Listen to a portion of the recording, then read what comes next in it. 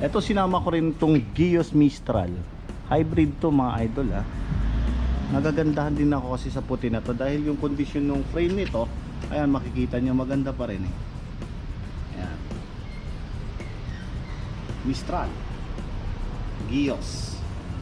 So size na si tube nito size 17, so medium. Hybrid bike. Ayun, alloy po yung frame niya na medium. And then high ten steel itong mismong fork.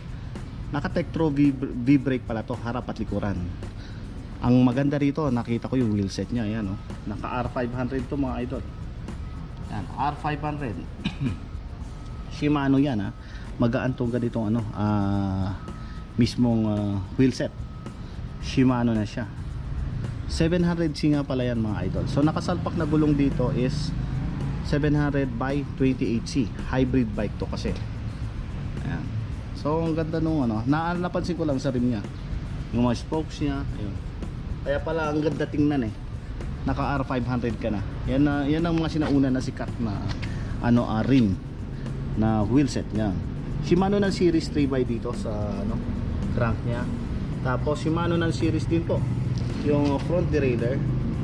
And then Shimano Altus dito sa mismong rear derailleur niya. Yan po. 8 speed lang to mga idol 8 speed.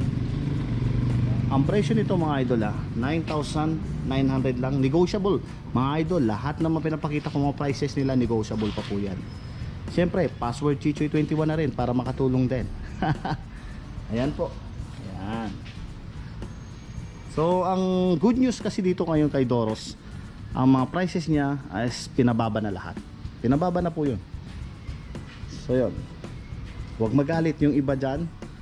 Pasensya na po kung hindi ko nasasagot yung mga nyo, mga katanungan. Pero at least ito, tingnan nyo na lang. Pinapakita ko lang, syempre review natin yung specs, kung pasok ba sa yung panlasa. Ganun lang po. Tulong-tulong lang sa bawat kapwa. Ayan, Gios Mistral 9,900. Ito mga idol, A-bicycle. May nagtanong sa akin noong nakaraan dun sa mga ibang pinuntahan natin Japan Surplus. Ito meron ngayon kay Doros available. Ayan yung condition niya. Ayan makikita nyo. Alloy ito mga idol magaan to. Ayan. So yun, tulad ng sinabi ko pagdating sa mga A-bike na ganito, hindi ko advisable dito yung mga pag mga ganitong size po. Hanggang lang expected ko dito is 80 kilos lang and up, medyo alanganin ako dyan. Pero kaya pa naman kasi pag medyo mas mabigat, mas wiggle ang dating ng gulong dahil maliit lang yun. So ang gulong kasi is size 8. Yan, 8 by 1/4. So pareho yan, harap at likod. So makikita nyo yung condition ng mags niya. Ayan, medyo inaamag. So yun, natutupi to mga idol. So hindi ko na siya tutupiin. Para tong square lang, maganda rin to kasi sa mga compartment ng mga sasakyan. So yun, may mga preno siya. Ayan, alloy handlebar, lahat alloy po yan. Light material lang ginamit na alloy. Kasi itong mga part na to, plastic na po yan mga idol. 2,500 lang. Ayan, 2,500 lang. My God, himas-himas lang. Ang ganda ng presyo niya, 2,500 lang. 2,500 lang yan mga idol. Siyempre meron ng papakilala sa inyo na isa. Tunog mayaman yan Ayan. Oh, hindi ko na. Basta tunog mayaman itong mga ganitong klaseng mini bike. Ito naman, handy bike. Sa mga mahilig mangolekta, collectible din po ito mga idol. Handy bike. So mga idol, sa mga nagko-comment sa akin pagdating sa mga ganito, hindi ko rin kasi madesisyonan kung ano yung mga talagang gusto nyo. But puntahan nyo na lang po dito para mas sure nyo makita.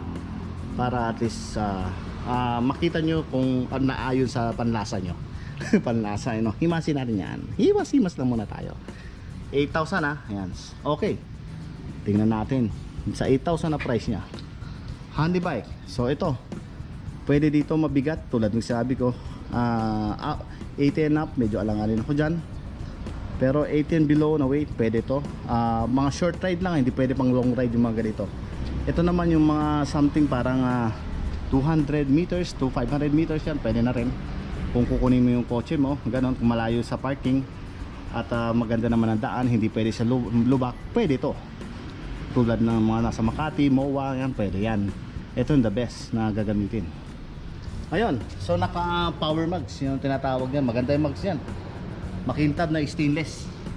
So ang kagandahan pa, caliper brake ha. Dito sa harapan, ganun din po sa likuran, no? Pareho rin yan.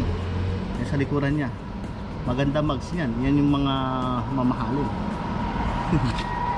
So I think teka, tama, size 6 to. 6 yung gulong yung rim naman mugs is 6 inches. Yan, 6 by 1/4 yun. 1/4, hindi ko makita eh. Pero ito 6 by 1/4 po yan. Yan, natatandaan ko yan mga idol. Yan, so yung chain nya, ayan, napakaliit nung sprocket. Parang 8 lang po yung sprocket sa likuran. Tapos dito sa harapan is 50. Ayan. So hindi siya sumayad, hindi siya sayad po yung crank niyan. Sakto lang po yan. Pang chill ride lang to mga idol Siyempre www.handybike.com. Baka naman, ayan, na-review ko yung mga item niya. Quick release na rin po. So may parang napansin ako dito kasi dito sa part na to mga idol, merong gulong dito para pag natupin mo yan, mag-roll siya. Or ipapark mo siya.